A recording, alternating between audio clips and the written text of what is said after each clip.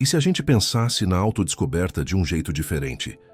E se não for sobre escavar o passado, mas sim sobre projetar o futuro? Hoje, vamos explorar uma ideia que muda tudo. A de que não estamos aqui para descobrir quem fomos, mas para construir de propósito quem a gente escolhe ser. Isso não é arqueologia, é arquitetura. É aqui que tudo começa. A ideia central é que a nossa identidade não é uma coisa fixa, não é algo que a gente encontra debaixo de uma pedra. É uma criação, uma decisão que se toma a cada momento. E quando essa decisão é feita com intenção, a realidade obedece. E no fundo, essa filosofia se resume a uma escolha que todos enfrentamos o tempo todo: viver como um eco, só reagindo ao mundo, ou viver como um arquiteto, criando conscientemente a nossa realidade. Vamos olhar bem para essa diferença, porque ela é fundamental. O eco vive no que a fonte chama de fadiga da reação. É fácil de imaginar, não é? O celular vibra, a gente reage. Chega um e-mail urgente, outra reação. A nossa energia vai sendo drenada por esses estímulos. Já o arquiteto não. Ele opera a partir da intenção. Consegue ouvir a própria voz no meio de todo o barulho. E em vez de ser uma colcha de retalhos do que os outros esperam, ele se torna o autor da própria história. A fonte dessa análise esclarece algo muito pessoal e poderoso. Ele se descreve nesse estado de reação constante, repetindo os mesmos erros dia após dia, sentindo que a vida não era dele, que ele tinha sido moldado para caber num roteiro escrito por outras pessoas. E essa é a essência de viver como um eco. Essa pergunta aqui serve de ponte. Uma vez que se reconhece o problema de uma vida reativa, o próximo passo é entender o potencial gigantesco que existe para a mudança. O desafio é exatamente este: deixar de ser um eco do ambiente para se tornar uma frequência original. Agora, a parte fica fascinante. Para explicar como essa transformação é possível, a análise vai buscar metáforas num campo que a gente não esperaria, mas que é perfeito para ilustrar o potencial humano: a física quântica. A ciência chama de superposição. A fonte, de um jeito mais poético, chama de o campo das possibilidades silenciosas. A ideia é simples e, ao mesmo tempo, de explodir a cabeça. Antes de uma escolha consciente, qualquer pessoa é, ao mesmo tempo, todas as possibilidades, o sucesso e o fracasso, a alegria e a tristeza. Tudo existe em múltiplos estados ao mesmo tempo. Essa é a natureza do potencial puro. Mas se existe um oceano de possibilidades, o que faz com que uma delas se torne real, concreta? É o que a ciência chama de colapso da função de onda. É o momento em que o observador, cada um de nós, com a sua atenção, com a sua intenção, escolhe uma realidade daquele campo de potencial. Não é mágica. É um ato de pura vontade que transforma a possibilidade em fato. E o ponto crucial é este: o passado não manda no futuro. O universo não funciona com base na média do que já aconteceu, mas sim na intervenção consciente que acontece agora, no presente. O potencial ilimitado está sempre ali, vibrando, só esperando um observador para lhe dar uma forma. Ok, a teoria é incrível, mas e na prática? Como é que se começa esse processo de criação? A análise propõe um método bem claro, com os primeiros passos para a gente começar a construir uma realidade nova. O primeiro passo é fazer amizade com o silêncio, mas não o silêncio como um vazio, e sim como um vazio fértil. É o que faz o contraponto à loucura de estímulos do dia a dia. É aquele espaço onde não se reage, mas se faz uma pausa estratégica para que a intenção fique clara. É nesse solo que a semente da nova realidade é plantada.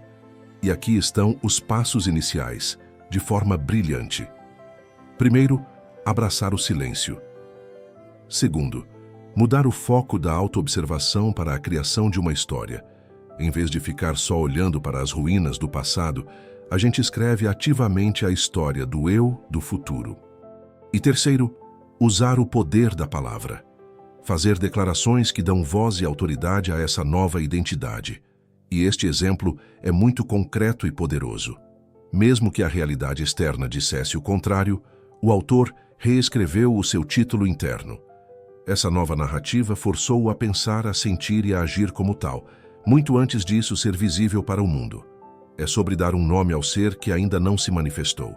Certo, a nova história está escrita, mas como é que ela se torna real, palpável?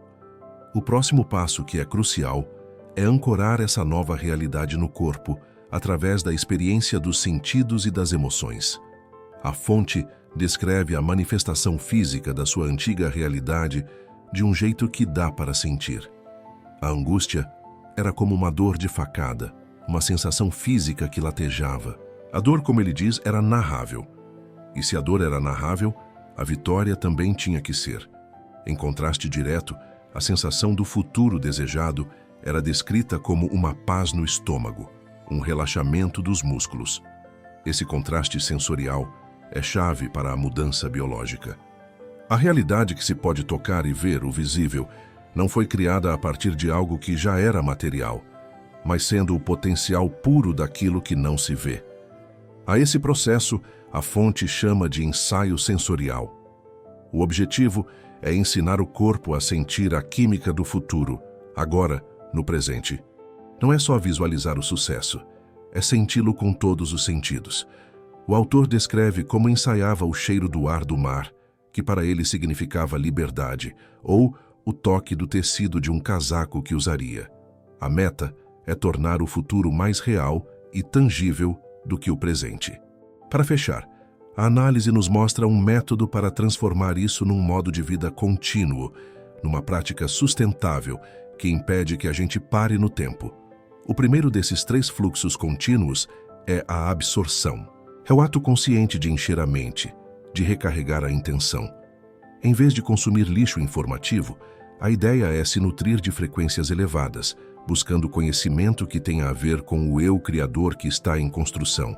Logo em seguida, a expressão, porque o que é absorvido precisa ser entregue.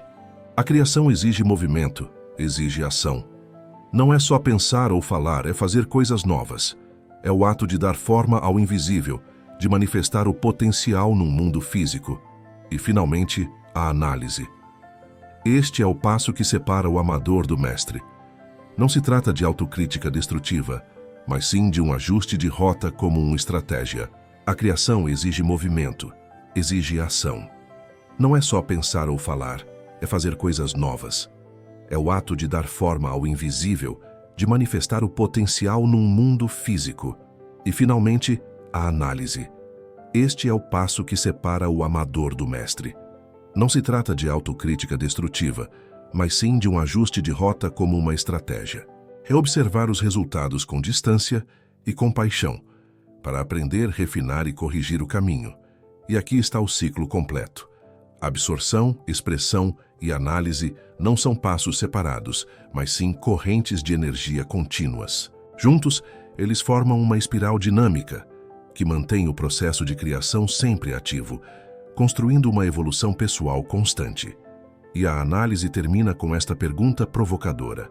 Porque, no final das contas, não se trata do que se espera receber do mundo, mas do que se ordena criar nele.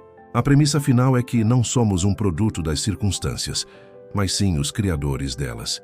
E a pergunta que fica a ecoar é um convite para assumir esse papel. Qual é a sua ordem de criação?